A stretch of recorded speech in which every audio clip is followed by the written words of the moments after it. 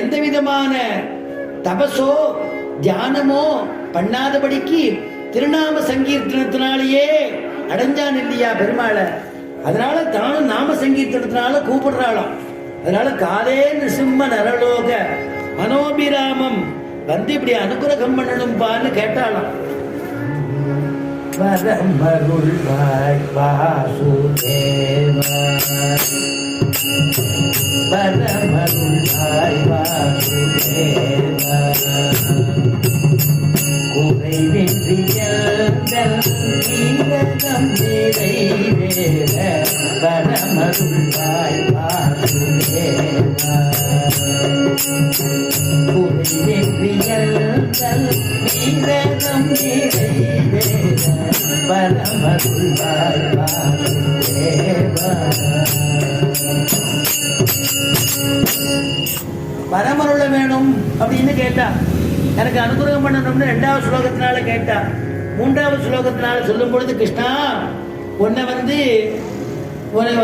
என்னை நான் உனக்குன்னு அர்ப்பணிச்சிருக்கேன். ஆனா தன்மே பவான் கலுவிருத பதிரங்க ஜாயாம் ஆத்மார்பிதஸ்ச பவதோத்ர விபோவிதேஹி மாவீர பாகம் அபிமர்ஷது சைத்ய ஆராத் கோமாயுவன் மிருகபதேகே பலிம் அம்புஜாக்ஷா. ஆச்சரியமான விஷயத்தை இங்க சொல்றான். ஆண்டாள் எப்படி தேவதைக்குன்னு வச்ச ஹவிஸ வேற ஏதாவது ஒரு மிருகங்கள் மூந்துட்டாலோ அந்த தேவதைகளுக்கு அது கொடுக்கறதுக்கு உபயோகப்படாதோ. கிருஷ்ணா, ருக்மிணி சொல்றா இங்க, இது எப்படி தெரியுமா, சிங்கத்துக்குன்னு உள்ள ஒரு ஆகாரத்தை நரி மூந்து பார்த்துடுத்துனா சிங்கத்துக்கு எப்படி ஏத்துக்காதோ இழப்பமோ, அத மாதிரி என்ன மாறிடவர்கள் யாருக்காவது என்ன வச்சுட்டா, என்ன அர்ப்பணிச்சுட்டா நான் ஒத்துக்க மாட்டேன். கிருஷ்ணா, நான் உனக்கே ஆட்படுவேன் அப்படிங்கிறத ஆச்சரியமா 3வது ஸ்லோகத்துல சொல்றா. 4வது ஸ்லோகத்தினால கிருஷ்ணா, யாகம் யஜ்யம் குலம், இந்த குலம் வெட்டுறது யாகம் பண்றது யஜ்யங்கள்லாம் பண்றது புண்ணிய கர்மாக்கள் பண்ணா நல்ல பலன் கிடைக்கும் சொல்லுவாளே. ஆனா எனக்கு அப்படி பார்க்க போனா நீ தானே கண்ணா எனக்கு கிடைக்கணும்.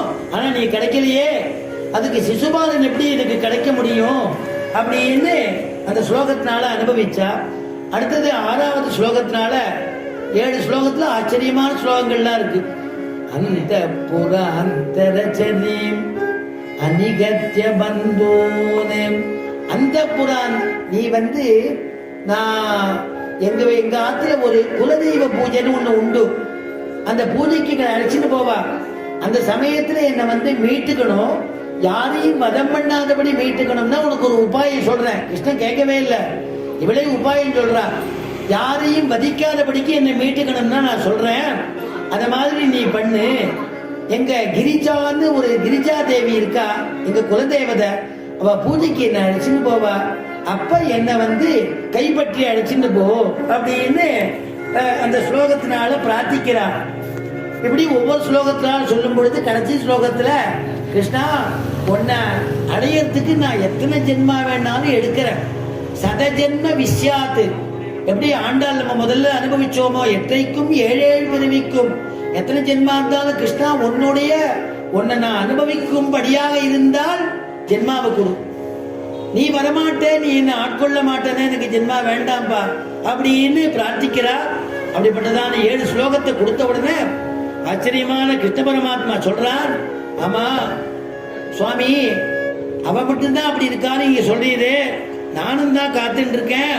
நானும் அவளுக்காக வேண்டி அவளையே நினைச்சுட்டு இருக்கேன். ருக்மிணியே அன்னபானாதிகள் நான் சாப்பிடல, அவளை எப்ப அடையணும்னு காத்துட்டு இருக்கேன்னு உடனே ராமனர் சொன்னாரா, இப்ப ரெடியா நீங்க கிருஷ்ணா, இப்ப புறப்படலாம் வந்துடுங்கோன்னாலும் உடனே கிருஷ்ண பரமாத்மா நான் ரெடினாரா. தாருகா அப்படின்னாரா. உடனே ரதத்தை கொண்டு வந்தான். உடனே ஜல் ஜல் ஜல் ஜல் ரதம் வந்தது. அந்த ரதம் வந்த உடனே கிருஷ்ண பரமாத்மா அதுல எழுந்தொழி இருக்கா இல்லையா, அது கிருஷ்ண பரமாத்மா அவர் வந்த உடனே எப்படி கண்டுபிடிச்சா தெரியுமா, கிருஷ்ண பரமாத்மாவும் இந்த பிராமணோத்தமரை ஏத்திண்டு ஆச்சரியமா வர முதல்ல வச்சே நடந்துட்டு வந்தார். ஹரிநாம சங்கீர்த்தனாமிருதம்னு அனுபவிச்சோம். திருப்பி போறச்சே பிராட்டி கடாட்சம் பட்டுடுத்து இல்லையா, அதனால திருப்பி போறச்சே அவளுக்கு வாகனம் ஆச்சரியமான ரதத்துல கிருஷ்ணனோட கூட எழுந்தருளி